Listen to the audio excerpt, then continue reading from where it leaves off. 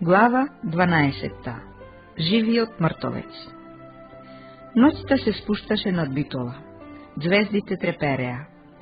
Далеку долу, во рамната како тепсија Пелагонија, овчарските огнови гореа.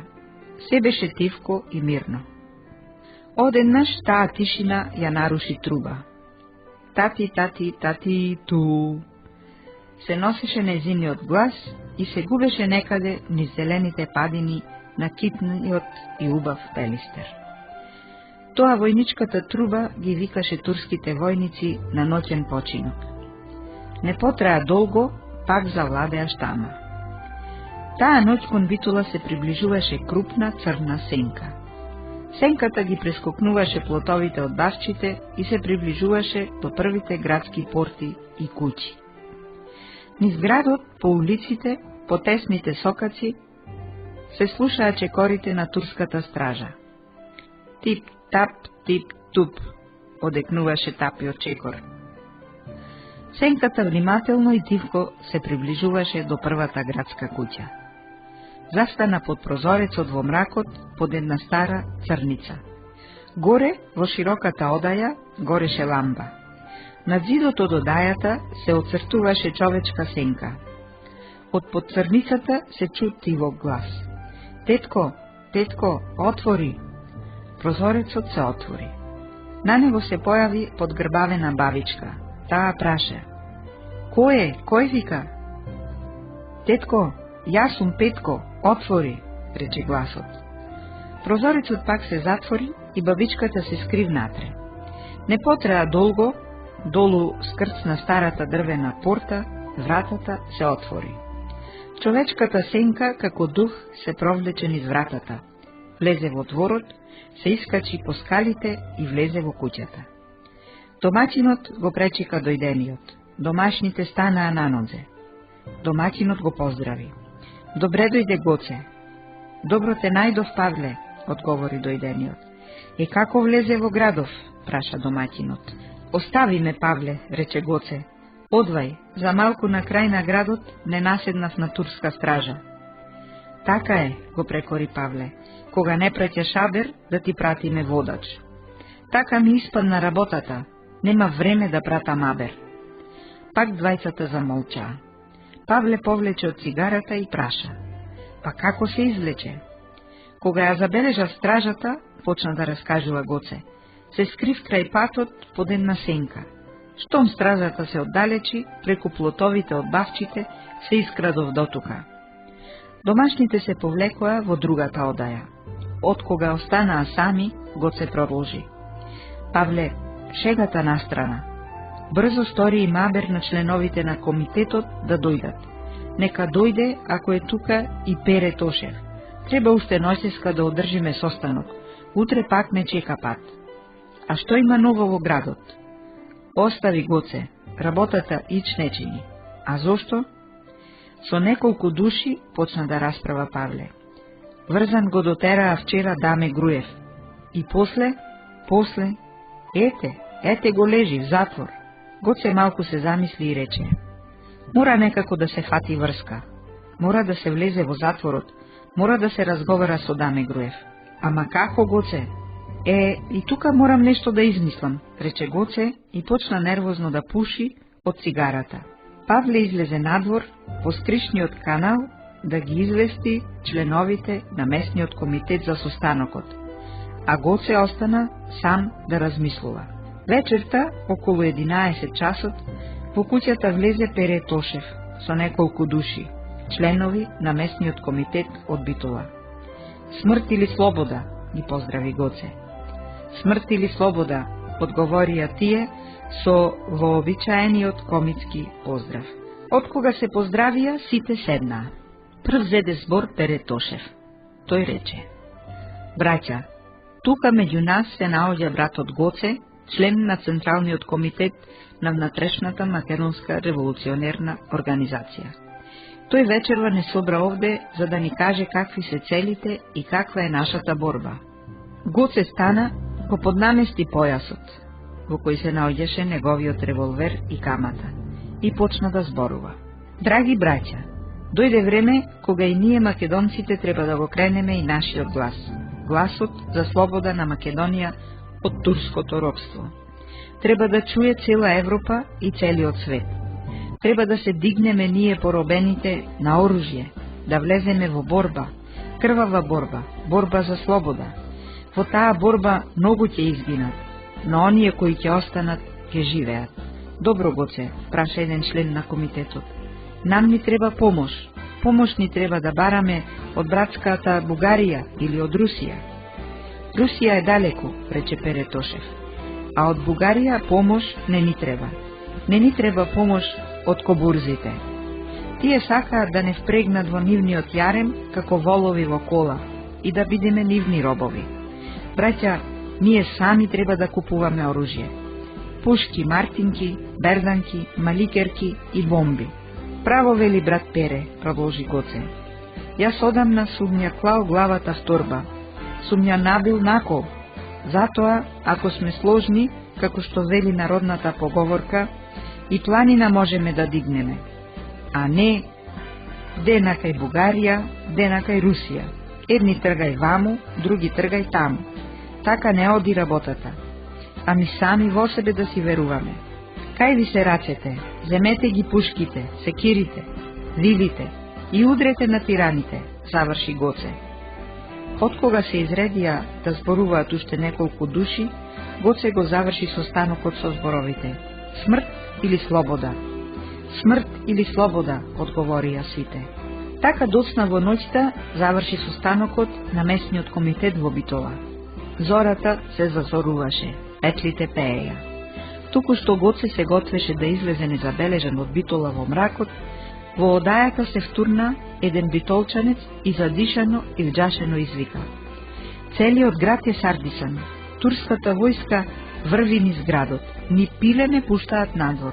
Предадени сме од некои шпиуни. Гоце, пропаднавме. Гоце се намурти, ги крена веѓите, го поднамести појасот и се замисли. Во одајата завладеа штама. Самоклатното на зидниот часовник се нишаше и правеше тика-така, тика-така, тика-така. На крајот Гоце се поднасмеа. Го разведри лицето и рече: Ако, и од оваа стапица ќе се извлечам. Само вие подгответе се што ќе речам. Наскоро се раздени. Сонцето угреа. Неговите зраци од кај Макчалан се лееја по градот и го позлатуваа. На сите излези од градот имаше поставено турска стража. Низ градот врвеа многубројни патроли. Нивните остри штикови, закачени на пушките, на утринското сонце блескотеа и се прелеваа. Секој кој ќе влезеше или ќе излезеше од градот, беше прегледуван и претресуван. Децата скриени седеа по куќите и молчеа. Луѓето трепереа од страх и предчувствуваа нешто лошо. Веќе војската и полицијата почна да претресува по куќите. Тогаш, по главната улица на Битола, се појави мртовечка кола. Напред чекореше попот, со бела, дури до појас брада. По него два коња ја влечеа мртовечката кола, во која беше сместен мртовечкиот сандак со покојникот. По сандакот одеа неколку мажи и стари жени, преврзани со црни шамии, роднините на покојникот. Со бавни чекори спроводот се приближуваше кон крајот на градот до турската стража. Каде најде сега да умре сиромашкиот, тивко шепотеа луѓето и го жалеа. Смртта не прашува, додаде вториот. Спроводот доближуваше до стражата. Дур бре, ѓаур, викна војникот со ножот на пушката. Аман те, почна да плаче и да моли една грбава бабичка. Човекот уште вчера умре, треба да го погребеме. Не може денеска, повторуваше војникот. И вие сте од мајка родени, живи вера, имајте милост, почна да моли еден од мажите. Човекот пред 2 дена умре, ќе се распадне. Сега е лето, дозволете да го погребеме. Дојде и командирот на стражата. Разбра во што е работата и нареди. Непретресена, мртовечката врволица тргна. Таа го мина Битолскиот парк и влезе во буковските гробишта, кои се наоѓаа надвор од градот. Кога врволицата влезе во гробиштата, застана и жените седнаа да се починат. Еден од мажите убаво се распули наоколу, и откога видоа дека никој нема наоколу, го кренаа капакот од сандакот. Од него се исправи и скокна жив човек. Тој човек беше Гоце Делчев, кого што турската војска и полиција под дрво и под камен го бараше да го фати. На појасот му блеснаа двата нови револвери. Тој се насмеа, се поздрави со сите и со леки чекори се накачи кон подножјето на планината Пелистер. Глава 13. Чудниот трговец. Настапуваше есен и ноемвриското ветре од кај Пелистер дуваше. Времето стануваше студено. Во таквиот есенски ден пред портата од битолскиот затвор застана убав пајтон. Од пајтонот скокна богато облечен човек. На главата носеше црвен фес, а појасот му го красеше сребрен синџир на кој беше врзан убав златен часовник. Човекот застана пред стражарот, кој го вардеше битолскиот затвор и се представи. Јас сум солунски трговец, пријавете ме кај мудурот. Зошто? Праша стражарот. Сакам со него да разговарам за една многу важна работа, продолжи трговецот. Стражарот го пријави трговецот кај мудурот, управникот на затворот, и овој нареди да го пуштат. Мераба, мудур ефенди, го поздрави трговецот мудурот и длабоко се поклони. Потоа ја извади сребрената кутија и му ја подаде на мудурот, кој го покани да седне. Бујрум, бујрум, седнете. Трговецот седна на шарениот миндер. Управникот завитка цигара, ја запали, го измери богатиот трговец со погледот од нозете до главата и праша. А Ирлија, што има? Ето е, јас сум Агалар, продолжи трговецот. Трговец од Солун. Да е жив султанот и да ни е жива царштината. Трговијата оди добро, ама, ете, имам една мака. Каква мака? Праша управникот. Повелете, кажете. Ех, воздивна трговецот. Тој непрокопсаник, даскал од Дамјан Груев, кога беше во Солун учител, ми зеде назаем 500 лири. И не ми ги врати. Вратот да си го скрши. Сега слушам дека е кај вас затвор, па велам да ме пуштите ефенди кај него да влезам. Ете, да можам да добијам некоја белешка, признаница, писмено признание. Еве носам и книга да подпише. Инаку ефенди ми отидоа паричките. Тоа не може, не може. Ова е затвор, не е кафеана, почна да го одбива управникот. Ете и, рече трговецот, и му спушти во рацете 2 златни лири. Лирите звекнаа во рацете на управникот. Очите му светнаа. Лицето од задоволство му се разведри и тој рече: Ајде, ајде, да сторам еден себаб, да пуштам тебе, да не вратам назад. Сте дошле од далеку. Ке речам на клучарот да ве пушти да влезете. Тој му нареди на клучарот да го пушти трговецот да влезе. Стариот рѓусан клуч тракна неколку пати, вратата од келијата се отвори, клучарот го пушти да влезе трговецот и пак ја заклучи вратата. Трговецот влезе во келијата. Низ малите железни решетки одвај се пробиваше малечко снопче сончева светлина. Натре мирисаше на земја и мугла. На дрвено миндерче седеше човек со долга црна брада. Трговецот одвај го забележа човекот, му пристапи и тивко му рече: Брате даме, човекот со брадичката како од сон се стресе, одвај се сети и прошепоте: Брате Гоце! И двајцата ги раширија рацете и се прегрнаа. Ти ли си? Пак праша затвореникот, како да не им веруваше на своите очи. Да, јас сум. Затвор? Што направи вака? Да, денеска сум богат солунски трговец. Дојдов да ми подпишеш признаница. На, еве ми должиш 500 лири. Ги зеде уште кога беше учител во Солун. Подпиши ми за оправдание кај мудурот. И Гоце почна да се смее. Гоце, Гоце, што правиш? Си играш со главата, го прекори даме. Вака е најсигурно да се влезе в затвор. За 2 лири, мудурот е во состојба низ покривот да те пушти да влезеш. Двајцата другари и револуционери долго разговараа за сите работи кои стојат пред организацијата. После пак се прегрна. Даме го потпиша листот за долгот од 500 лири и трговецот излезе надвор од затворот. Еве Мудур ефенди, потпиша батакџијата, рече трговецот. Одвај го кандисав и му го покажа листот. Ќе го чувам се додека не ги плати парите, инаку ќе ги барам преку кадијата. Треба да знае дека и за моите пари може да лежи в затвор. Трговецот се поздрави со Мудурот, длабоко се поклони и се качи на пајтонот. Пајтонџијата ги потера убавите коњи. Прапорците зазвечкаа. Ждранг, ждрунг, ждранг, ждрунг. Коњите како на крила во галоп го однесоа трговецот надвор од Битола. Во тој ноемвриски ден, попладне, 1901 година, низ Битола се рашири веста. Баш комитот дошол во Битола и тоа дење, влегол во затворот и разговарал со комитите кои се в затвор. На сите страни беа испратени потери, богатиот трговец да се фати, но трговецот кој знае каде беше далеку од Битола. Едно утро во едно мало село дојде трговец да купува свињи. Тој беше облечен онака како што му доликува да биде облечен еден богат трговец.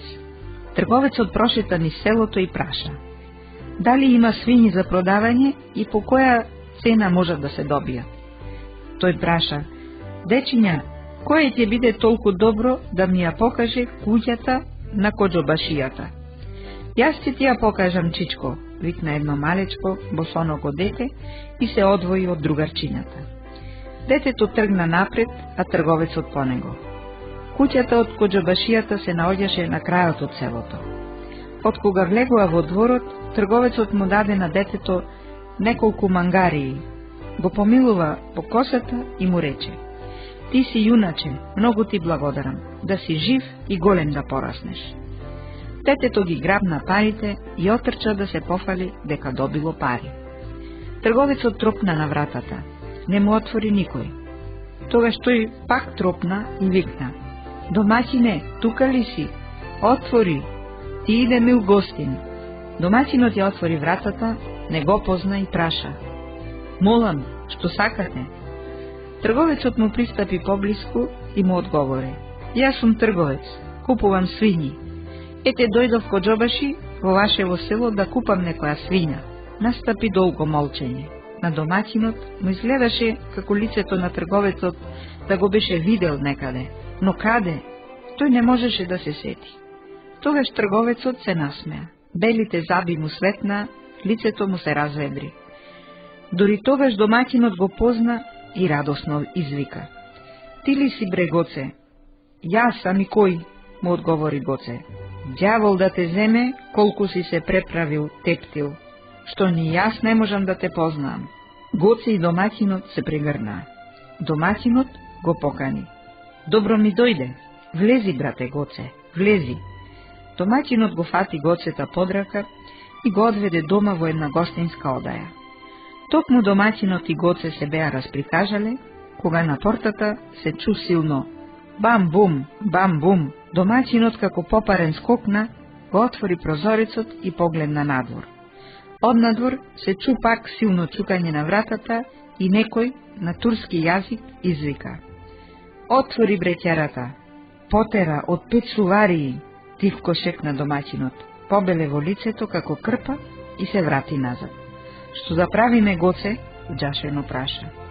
Гоце се замисли малку и ладнокрвно одговори: ништо, ќе им отвориш и ќе ги внесеш во другата одаја.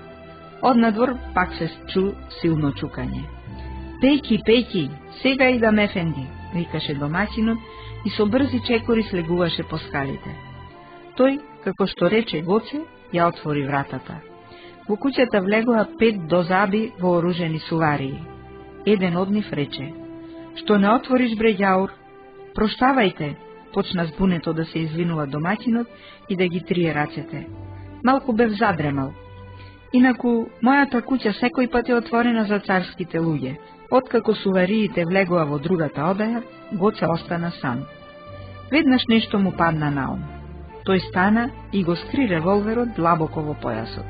Домаќинот мораше да им свари кафе и да ги почести. Не смееше да ги остави сами. По едно време, вратата од одајата во која седеа турците се отвори и на неа се покажа Гоце. Домакинот почна да ја менува бојата на лицето. Лажичето со кое го мешаше кафето му падна од раце. Гоце го забележа тоа и за да ја скрие забуната, господски им се поклони и се поздрави. После им ја подаде кутијата со тутун и почна да се извинува. Ми се смачи сам да седам, ако немате ништо против, дојдов малку на разговор. Гледајќи го, како господски се држи, еден од турците го покани. Бујрум ефенди. Гоце ја прифати поканата и седна од другата страна. Домаќинот се успокои. Настана долго молчење. Гоце, за да го прекине молчењето, праша. Каде сте тргнале, агалар, ако можам да ве прашам, и ако немате ништо против? Немаме ништо скришно, рече водачот на патролата.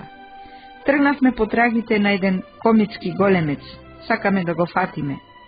А вие, зошто сте дошле во селово, го праша водачот на патролата. Дојдов малку по трговија, да простите, трговец сум и купувам свињи. Но, како да ви речам, нема трговија, нема ефенди. А зошто нема, праша другиот турчин. Нема раат од тие пусти комити, рече Гоце Делчев. Гледајте да не куртулите од тие проклети комити, инаку со страв живееме. Откако се појави тој баш комита Гоце Делчев, вака ни трговија врви, нити се живот живее. Имаш право, ефенди, му одговори третиот турчин. Ама, малку се такви кои мислат како вас. Да има повеќе како вас, Турската империја би цветала. Ветар би цветала, си помисли Гоце. Да знаете кој сум, не ќе мислехте така. Се разврза долг разговор за трговијата, за животот во Турската царштина, за комитите и за што уште не. Време е да си одиме, рече командирот на потерата. Ајде, станувајте, им нареди тој на турците. Треба баш комитата да го фатиме. Гледајте да го фатите баш комитата. Нека ви помогне Господ, им пожела трговецот. Тие ги потераа коњите и отидоа во друго село да го бараат комитскиот големец. Кога потерата од турските коњаници си отиде, домаќинот рече: како Гоце ова го изведе? Зар не се плашеше да не те фатат? Треба да си смел, стрплив и да имаш јуначко срце, рече Гоце Делчев. Тие беа 5 души, имаа оружје, рече домаќинот. И мојов наган револвер не беше празен. Тој повеќе вреди од 5 будали турски сувариски глави, одговори Гоце Делчев и го извади револверот од појас. Непречено, и тука Гоце Делчев, откога си отиде потерата, ја сврши својата револуционерна работа со местниот комитет. Глава 14. Две средби во Скопје. Високо од небото сонцето печеше како усвитен вршник. Над градот Скопје се беше спустила тешка жешка омарнина. Луѓето се потеа, тешко дишеа и одвај одеа по улиците. Но сепак, на големиот камен мост во Скопје, турската стража стоеше на своето место. На мостот, на стражарската смена, стоја 2 турски војници и еден муљазим. Кој ќе поминеше преку мостот, стражата ќе му побараше лични исправи. Целата турска војска и полиција беше во приправна состојба, откако по македонските гори излегоа да крстосуваат комити. Без друго, турската полиција нешто предчувствуваше и во Скопје. По едно време, од левата страна на Вардар, се покажа висока, стројна и многу јака жена. На плеќите носеше големо бале черги. Чергите ги носеше од перење. Ги беше прала на другата страна од реката Вардар. Од челото й се слеваше пот. Брзајќи, таа се доближи до стражата.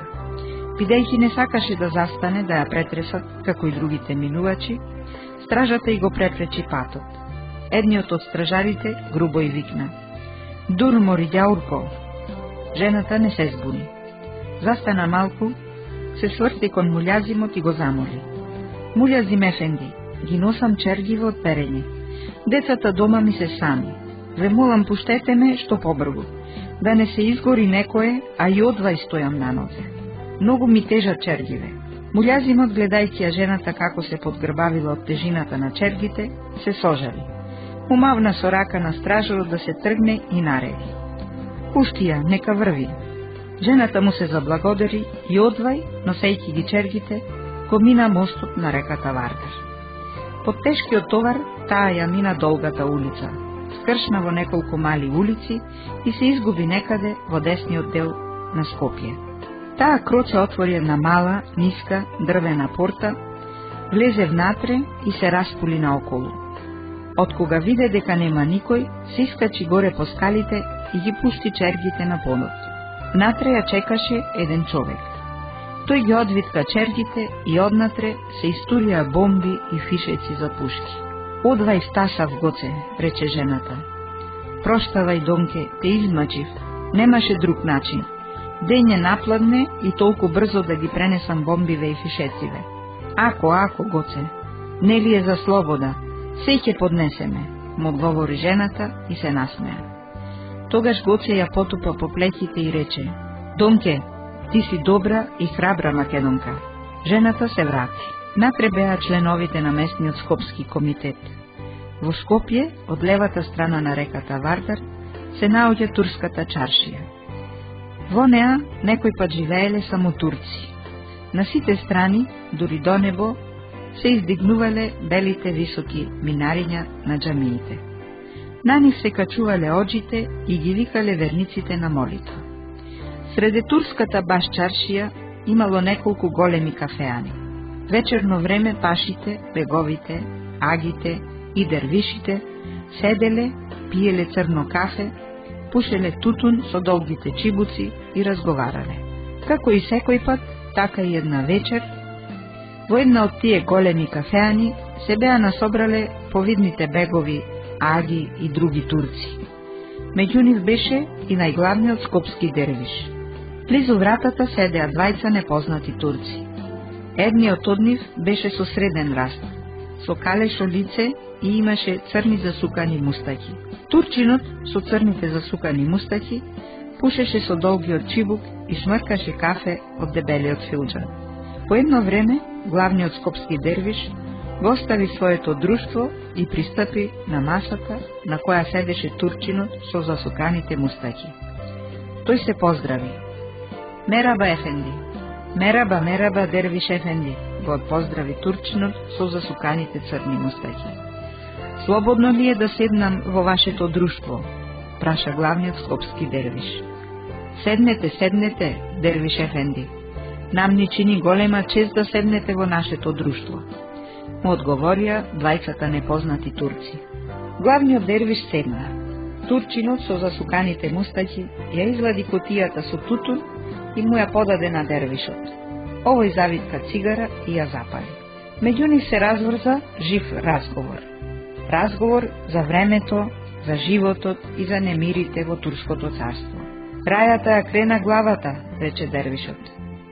Не чини, ефенди," продолжи турчинот со засуканите мустаки. "Вака нема живот. Но јас му честитам на тој јунак, Гоце Делчев," рече дервишот. "А зошто да му честиташ? Зар затоа што ја буни рајата и прави во царството немири?" праша турчинот со засуканите мустаки. "Прашуваш ми зошто? Право ќе ти речам," продолжи дервишот. "Од цар до говедар ние сите се изморивме, но пак не можеме да го фатиме. А тој ништо не сака да знае. Затоа сакам да го видам тој јунак Гоце Делчев и да му се поклонам." "Остави го тоа, дервиш ефенди," му одговори турчинот со засуканите мустаки. "А зошто?" праша дервишот. "Затоа што тука не е местото за такви разговори," рече турчинот со долгите мустаки. "Простете ми, дервиш ефенди," му се обрати турчинот со засуканите мустаки. "Ние имаме со другарот работа, затоа дозволете ни да одиме."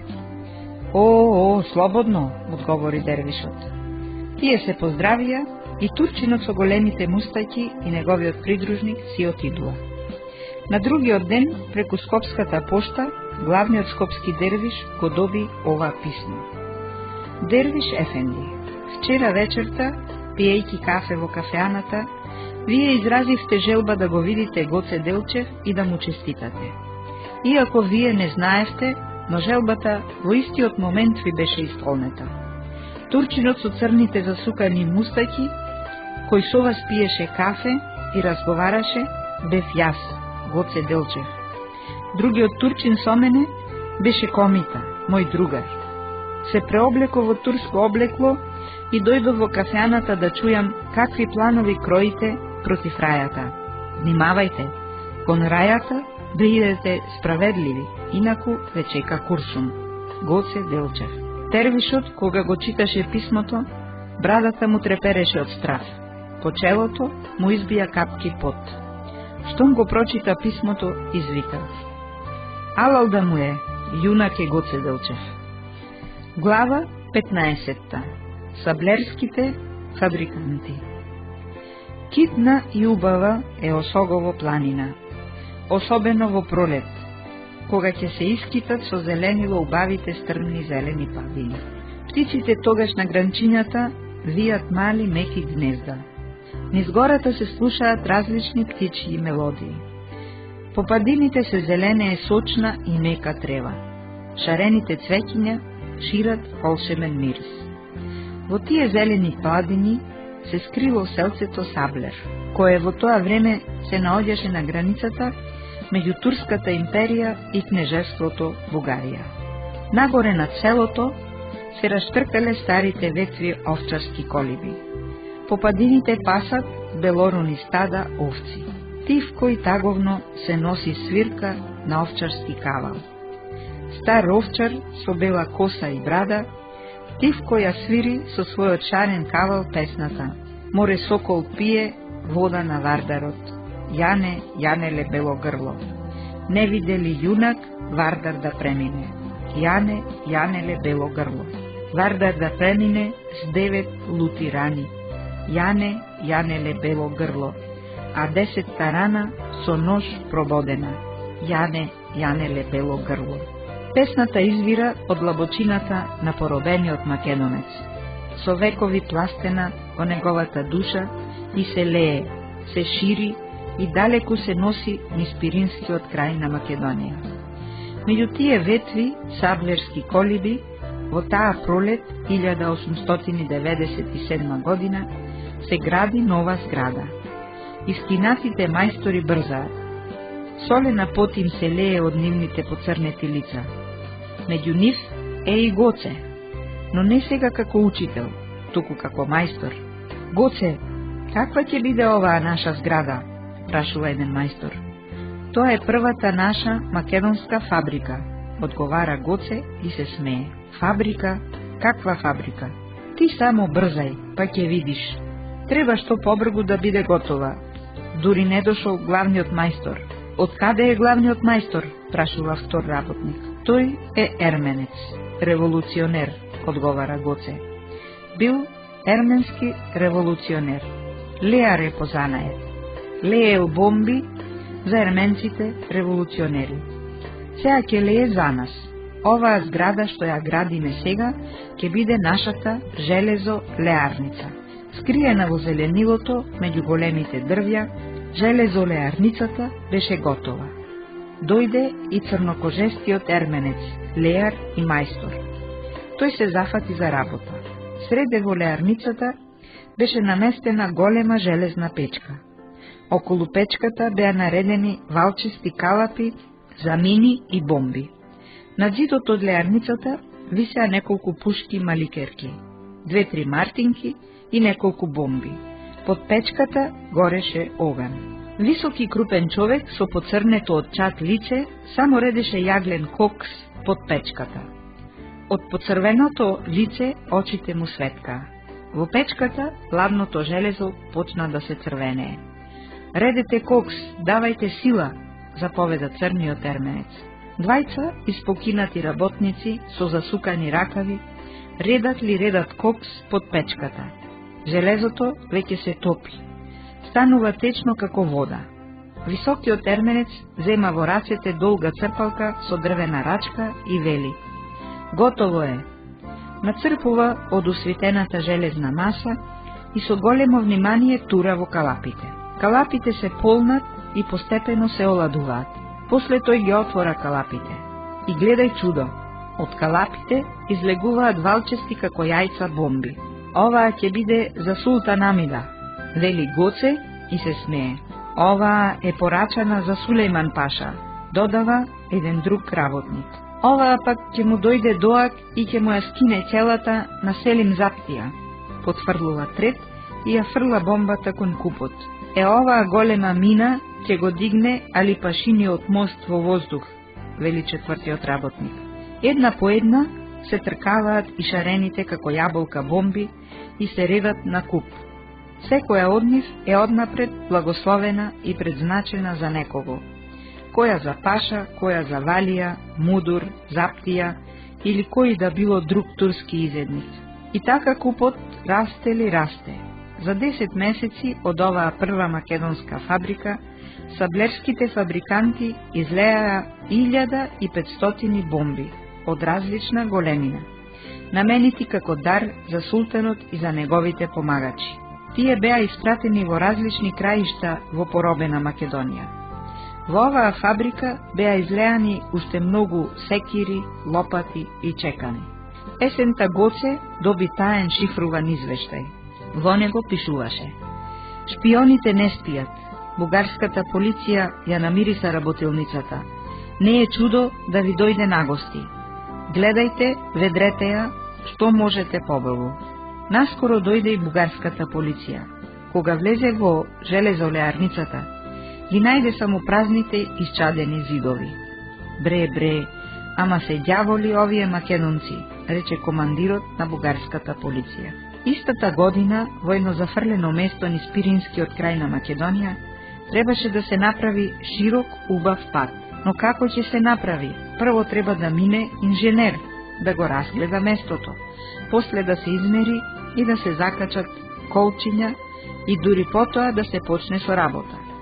Без да мине главниот турски инженер, ништо не бидува. Во тоа место, за кое горе рековме, имаше турска полициска станица, Заптии и турска стража и полиција. Селаните од ден на ден чекаа да дојде главниот инженер, а него го немаше. Кога ќе дојде царскиот инженер, го прашуваше коџобашијата командирот на турската полициска станица. Ни кола, ни конј не може да мине, се жалеше коџобашијата. Јаваш, се правдаше командирот на полициската станица. Има време. Султанот си ја знае работата. Ќе дојде. Толку брзање не треба. А како велите вие каурите? Брза кучка слепи кучиња, одговори коџобашијата. Аферим. А така, ќе дојде, ќе биде. Еден ден дојде главниот инженер. На главата носеше црвен фес од скапоцена чоја. На фесот имаше 2 пети долг писку. На градите нов срмен елек, а на нозете жолти чизми. Беше многу горделив. Кога влезе во селото, со никого не сакаше да разговара. Прво отиде кај командирот на полициската станица и на турски јазик му се представи на командирот. Јас сум главниот султанов инженер. Бујрум, седнете, го покани командирот. За губење време немам. Ме чекаат уште многу царски работи. Султанот така пари не дава. Брзо ќе ми најдеш еден конј, неколку селани и тргнувам да го видам местото каде што треба да се направи нов пат. И тука слушам дека имало комити. Ќе ми пратиш 2 заптии да ме придружуваат. Пеки ефенди, одговори командирот и плесна со рацете. Дотрча еден заптија. Командирот му нарача се што треба да направи. Заптијата отиде во селото. Можете и без придружба, рече командирот. Сакън, само тоа не, одговори инженерот и дополни. Главата така не ја давам. Знаеш, уште ми треба. Тука имало комити. Па, право да ви речам, ми е страх сам да одам. И тоа ќе биде, одговори командирот и му даде на инженерот тутун. Набргу дојде и коџабашијата. Направи темане и се поздрави. Кога велеше јаска, рече командирот, ете дошла инжилера, рече тој на расипан македонски јазик. Инженерот се поздрави со коџабашијата и малку подместај се поднасмевна. Командирот му нареди на коџабашијата што треба да направи и овој се стрча во селото. Кога инженерот се качи на убавиот бел конј, командирот го пофали коџобашијат. Аферим, не треба царскиот инженер да јава на што годе конј. Тој е царски човек, султанов службеник. Главниот инженер со целата придружба тргна. Кога ќе позаминеа заптиите напред, инженерот тивко нешто шепотеше со коџобашијата и со селаните. Штом инженерот дојде, го разгледа теренот каде што требаше да се направи нов пат, тоа не беше чудно. Тој дојде, мина и замина. Но ете петтиот ден, откако си отиде инженерот, дојде друг царски човек. Човекот од султанот и се представи за главен инженер. Тоа не може, се лутеше командирот на турската полициска станица. Тука беше веќе главниот инженер. Не идам јас така, одговори човекот и извади полномошно од султанот. На полномошното го пишуваше името и презимето на човекот. На него уште беше удрен и царскиот печат со полумесечина и звезда. Командирот го прочита полномошното и како крпа побеле. Тоа бил некој комита, рече инженерот. Тој толку чисто турски зборуваше. Почисто од секој турчин, почна да се правда командирот. Тоа бил, додаде инженерот, баш комитот, чаушот на сите комити за цела Македонија, Гоце Делчев. Тој турски почисто и поубаво зборува од мене и од тебе. Командирот на полициската станица се удираше по челото од целавата глава и велеше: Оф, што направи оваа моја будала глава? Како ќе одговорам пред султанот за оваа моја работа? Ајде, белки султанот нема да разбере за оваа работа, го утешуваше инженерот. Глава 16. Баница во пламен. Високо, дури во синото небо, издигнала глава легендарната Пирин планина. По нејзините падини растат зелени борови. Од каде да погледаш, во Пиринскиот крај, како джин од некоја приказна, гордо се грева врвот на Пирин планина Ел Тепе. Околу врвот расте белото цвеќе Еделвајс. Во недоглед се протегнала рамна планинска рудина, обкружена со дебели зелени борови, која се чини како од некоја волшебна приказна. Во рудината гори оган. На огнот наражен се печат неколку дебели овни. По рудината пасат 2-3 коњи. На дебелите паднати и накутнатите од бура борови стебла седат вооружени од сонцето поцрнети луѓе. На колената им светкаат пушките. Секој од нив наградите носи по 2 вкрстени колани, полни со фишеци. На ременот од појасот секој носи како змија остра и светла кама. На себе имаат волнени шајачки облеки и шарени со гајтани. Тоа се 2 чети јунаци и комити, четите на Гоце и на пиринскиот цар Јане Сандански. За миг од дебелата ладовина се разнесува песната: Гороле, горо, зелена, имаш ли вода студена, да дојдам да се напијам. Гороле, горо, зелена, имаш ли сенка дебела, да легнам да се наспијам. Некое момче од четата на Јане Сандански носи шарена писана гајда. За миг писнува гајдата, комитите се фаќаат за рамената. Се залулува китно леко оро. Опа хоп, извикнува младо, уште голобрадо момче од разлог. Како виор се носи орото по рамната и зелена рудина. Прстите од нозете ти се чини дека не ја допираат земјата. Младите комити ја кршат младата и бујна снага. Подолу од орото седат двајца војводи, Гоце Делчев и Јане Сандански. Гоце Делчев со засукани црни мустаки, во бели бечви, обточени со црни гајтани. На градите има срмен елек со гајтани. На половината опашал црвен појас во кој закачен светка револверот. Јане Сандански носи шајачна облека, има каскет на главата. Лицето му го краси долга костенлива брада. Еј, момче, вика некој. Ајде, засвири го ајдучкото оро. Гајдата пишти, ситно везе. Се залулува прочуеното ајдучко оро. Јане, вели Гоце, треба да го известам Јаворов за оние работи, кои ги свршивме со четата. Пиши му, што чекаш, одговори Јане. Треба да се одбележи тоа во нашиот весник Смрт или слобода. Нека чуе и нека знае Европа дека македонските комити не спијат. Гоце извади книга со мастило и напиша вакво шифрувано писмо. Брате Пео, го разурнавме со динамит мостот кај Анџиста и блискиот до него тунел. Ги скинавме шините на железничката линија на едно место и на 2 места ги пресековме телефонските жици. Тоа така убаво го извршивме, што може да ни позавиди и најдобриот воен инженер.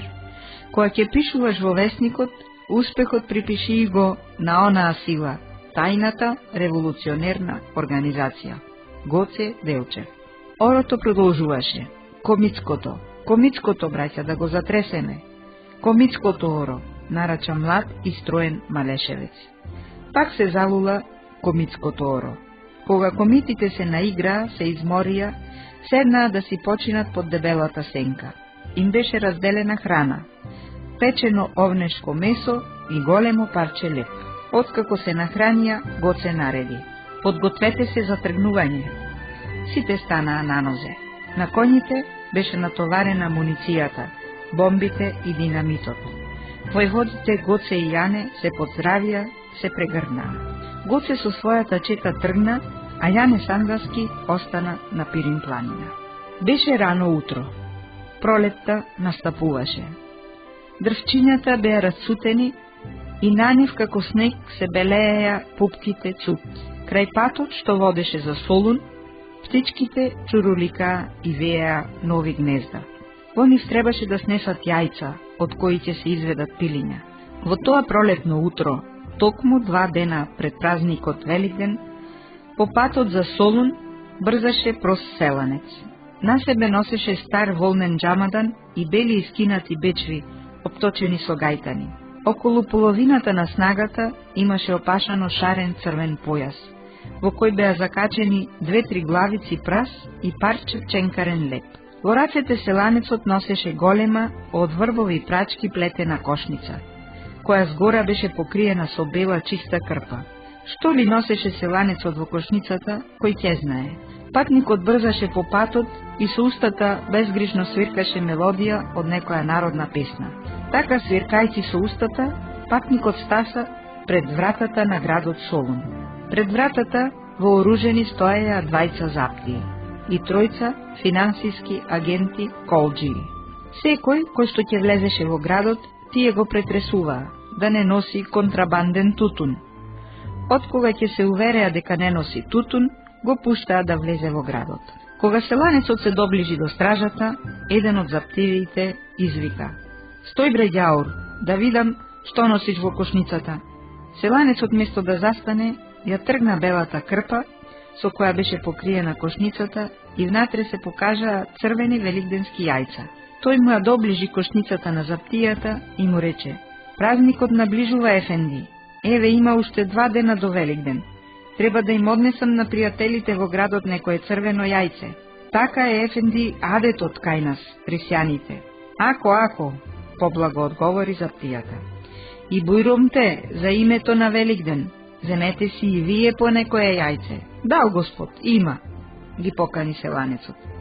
Заптиите и агентите за контрабанден тутун се насобраа околу селанецот и секој лакомо зграби по неколку јајца и ги стави во џебот. Земете си уште по некое. Има, ќе остане и за пријателите." Уште еднаш ги покани селанецот. Откога ги наполнија џебовите со јајца, му дадоа знак да си оди и го пуштија непретресен да влезе во градот Солун. Селанецот со полупразната кошница се упати кон центарот на градот. Среде во градот имаше мермерна чешма.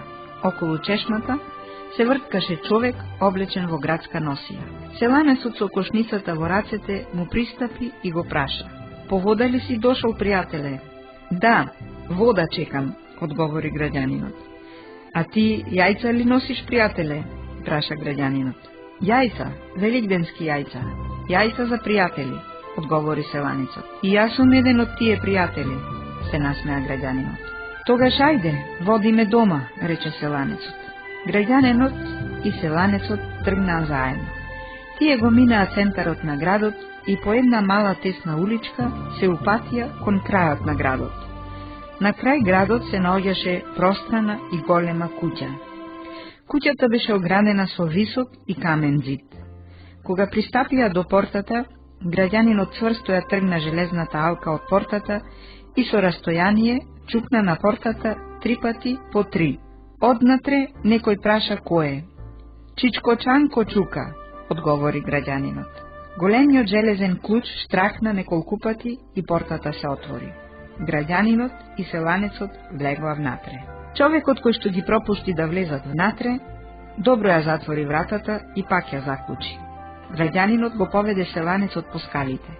Се качија горе и го воведе во една голема одаја. Одајата беше преполна со луѓе. Кога селанецот влезе внатре, сите присутни станаа на нозе.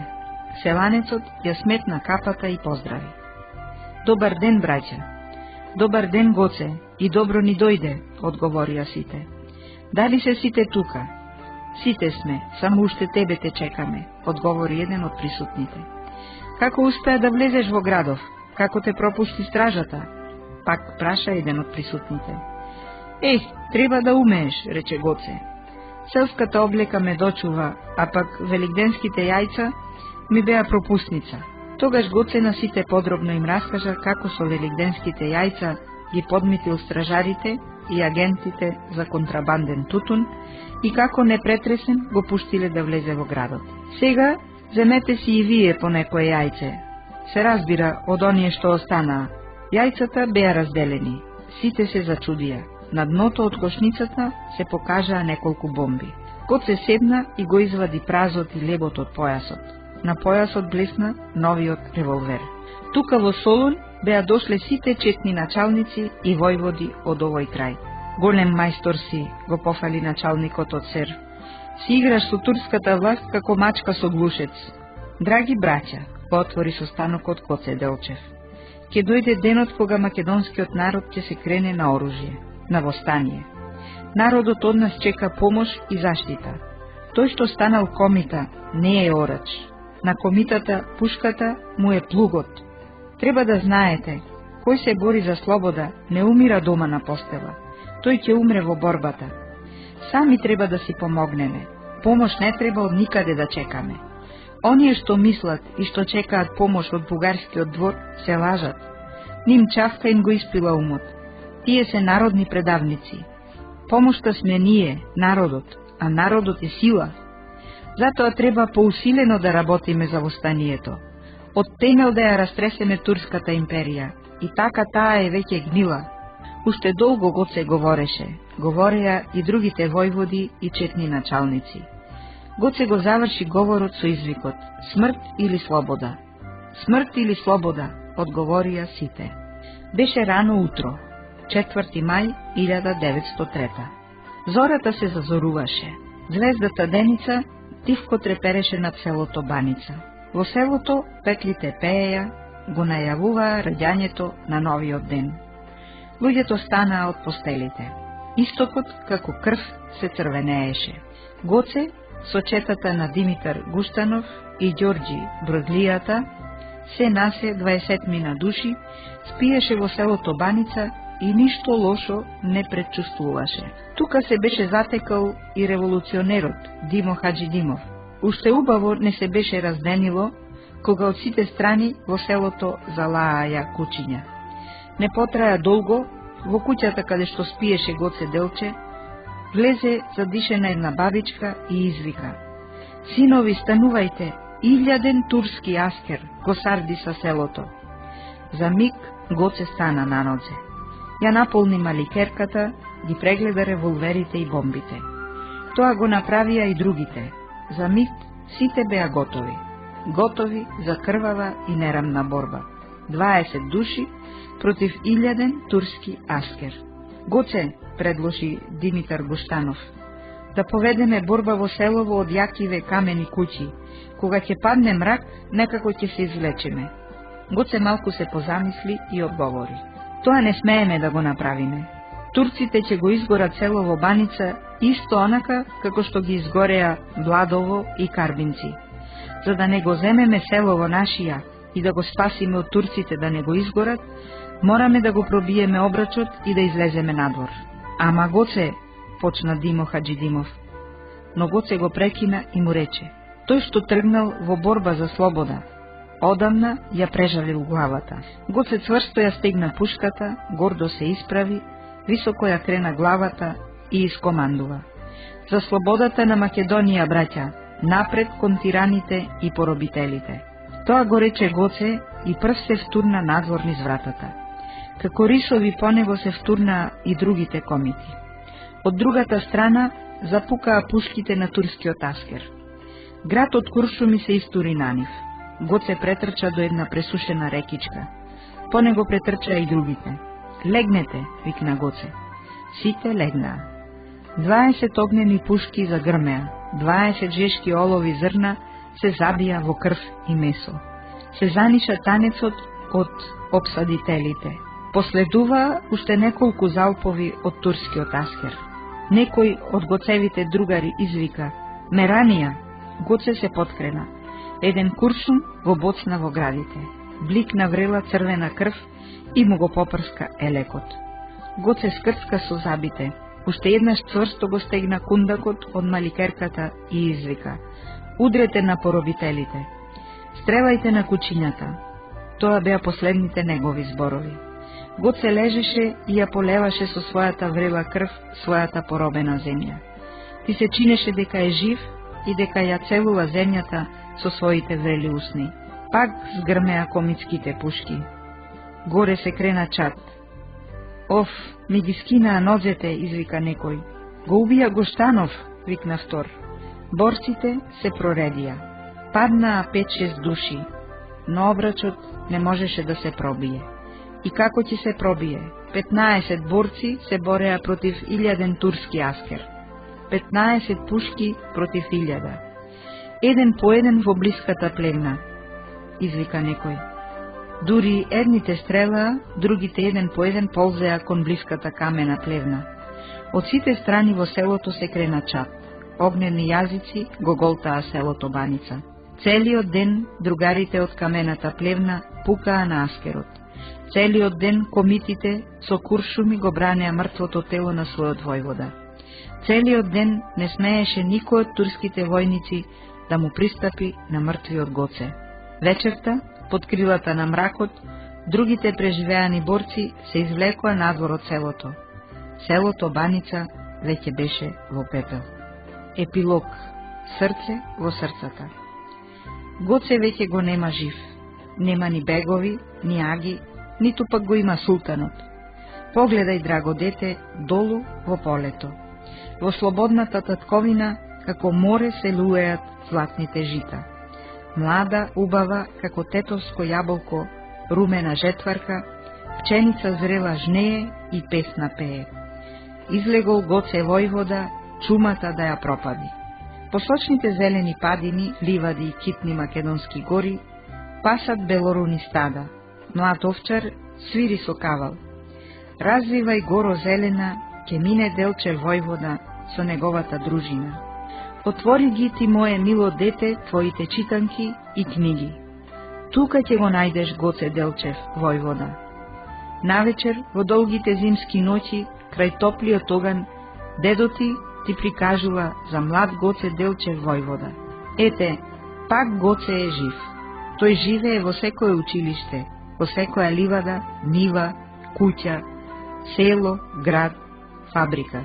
Гоце Делчев живее во моето срце, во срцето на татко ти, дедо ти и баба ти. Тој е и во твоето срце, затоа што